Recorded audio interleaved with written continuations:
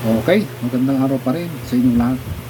Good day sa lahat ng mga viewers. Sana suportahan nyo rin itong channel ko dahil pag ito ay magkaroon ng maraming viewers at ma-recognize din ako, yung kikitain ko nito para din yun sa mga doon mapupunta sa mga remote areas ng mga kapwa natin Pilipino na naninirahan sa liblib na lugar na halos hindi maabot ng mga vlogger lang ang nakakarating doon para lang magbigay ng suporta.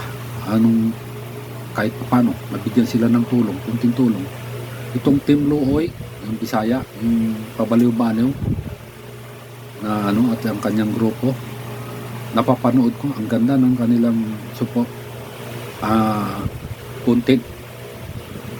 Pupunta talaga sila sa bundok, yung liblib, yung mga hindi ganong nakapag-aral na tao, naiwanan ng ikaw sa buhay, yung bahay nila kubo na kawayan, minsan punit-punit na yung dingding, at tutulungan nila yung mga anak nila na gustong mag-aral. Yun ang prioritize ng Team Luoy. Salamat sa inyo, saludo ko sa inyo na mga content creator. Sana kung may sumuporta man sa akin sa pagbablog ko na to at magkaroon din, ma-recognize ako, magkaroon ng kunting kita, ganun din ang gagawin ko. Papasukin ko yung lugar kung saan marami tayong mga kababayan na kailangan ng tulong, nangangailangan ng tulong. Sila ang dapat nating tulungan para naman ay malasap nila, maramdaman nila na may mga Pilipinong kapwa nila Pilipino na handang tumulong sa kanila kahit sa maliit na bagay man lang na may bigay sa kanila. So ganun lang, subscribe, like and comment, pa-share na rin sa mga vlog ko. Ako hindi ko itatanggi na BBM supporter ako, Marcos loyalist ako noon pa kasi nga hiyurakan na nila si Ferdinand Marcos Senior. Ginawa na nila ng katarantaduhan, pinagkaisahan, pinaalis sa pwesto. Nung napaalis, ano nangyari sa Pilipinas? Nagkandalit-silitsi ng dating tubig na pag-aari na ang gobyerno ang namamahala, ibininta. Ngayon, ano nangyari? Sobrang taas ng tubig yun dito sa Pilipinas, sagana tayo sa tubig. Grabe ngayon. Hindi ka, kung wala kang plus pa yung kuryente, inasok na lahat ng pag-aari ng Pilipinas naisa pa pribado na. Yung isang presidenteng pumalit kay Cory,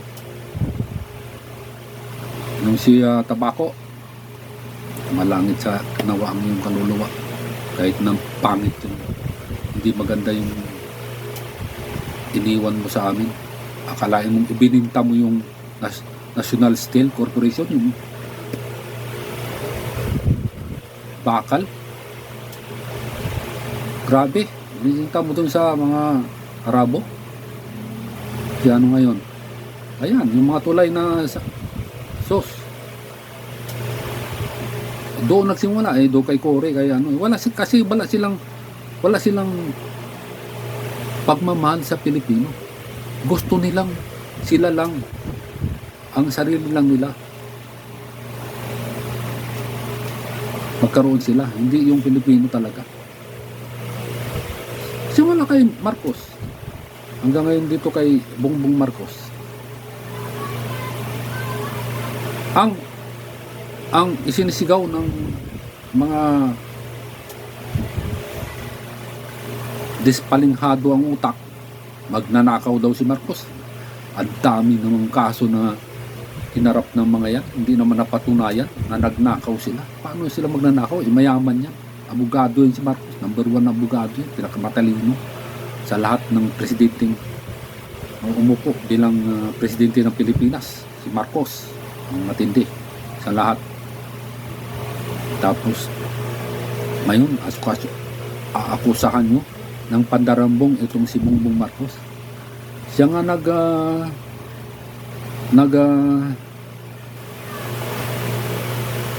kuha nitong flood control, nagbunyag nitong flood control scam ng maraming cost. Ubos na yung pondo, napunduhan na, pero wala palang proyekto. Nauna pa yung pondo kaysa sa proyekto. Ibinunyag niya yung katiwalaan dyan, sindikato dyan sa DPWH. Ngayon, ang parirali itong mga kumag na kulto, siyempre, nagkapira yung mga yan. Nagkapira yung mga yan dahil bayad, binayaran yung mga yan para suportahan itong mga magnanakaw. Nag-ugat ito. Hindi na ibunyag ang scam, ang katiwalian dyan sa DPWH kung itinuloy yung impeachment ni Sara Duterte. Hindi itinuloy. Kaya itong si Chase Forthwith, iwan ko kung saan na, graduate naman ng UP ang tao niya, pero iwan ko asan ang utak niya, nawala yata. Hindi ganun ang nangyari. Forthwith, agad-agad na ang nangyari, extend hanggang sa mawala. Nanalo pa yung isang malaking mata na kalbo na kasamahan dyan sa iglesia ng kulto.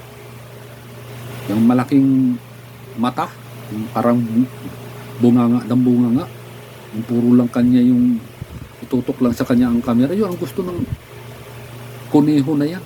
Napakahungham. Sabi pa nga ni former Justice Associate Carpio, isa siyang low class na low rank na abogado.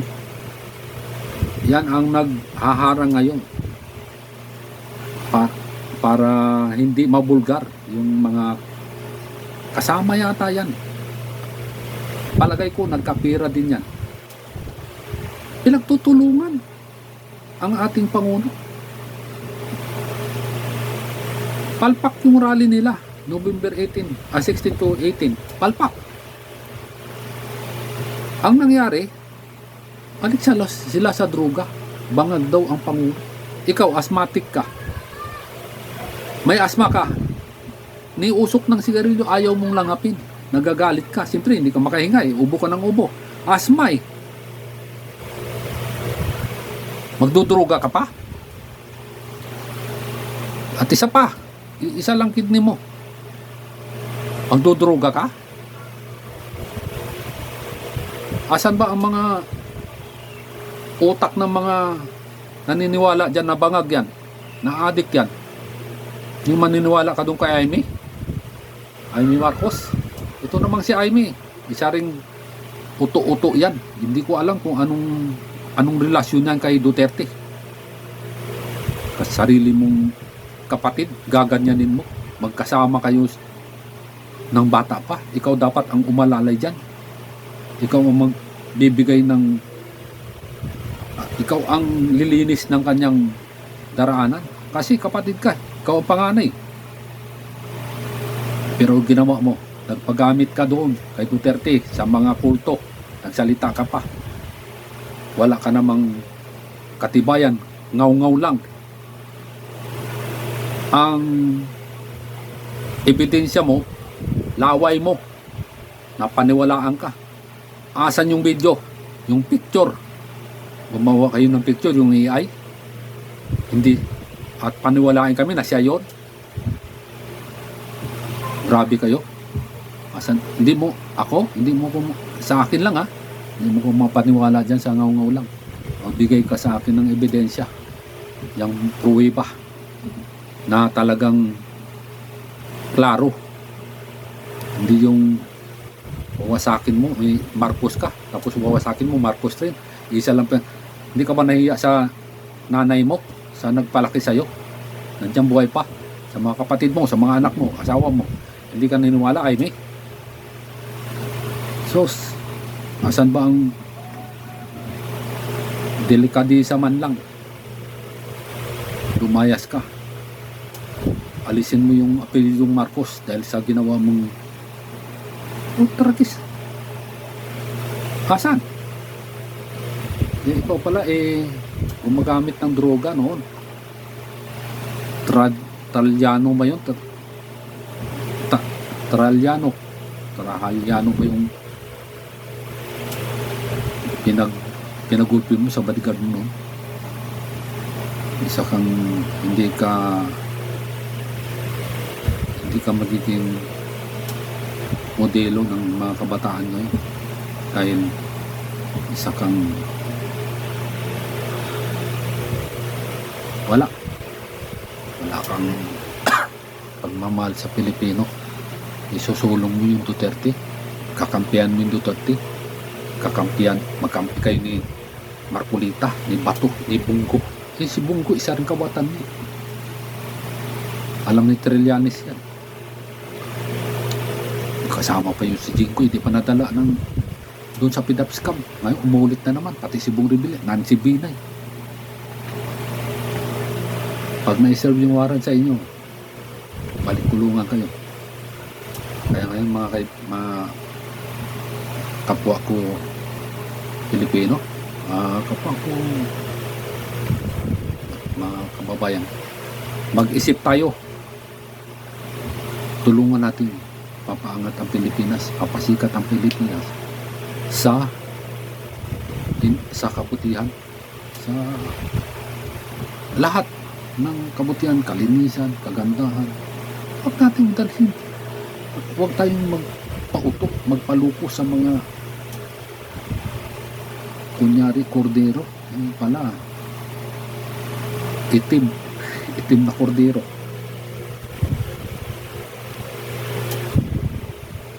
Totoo.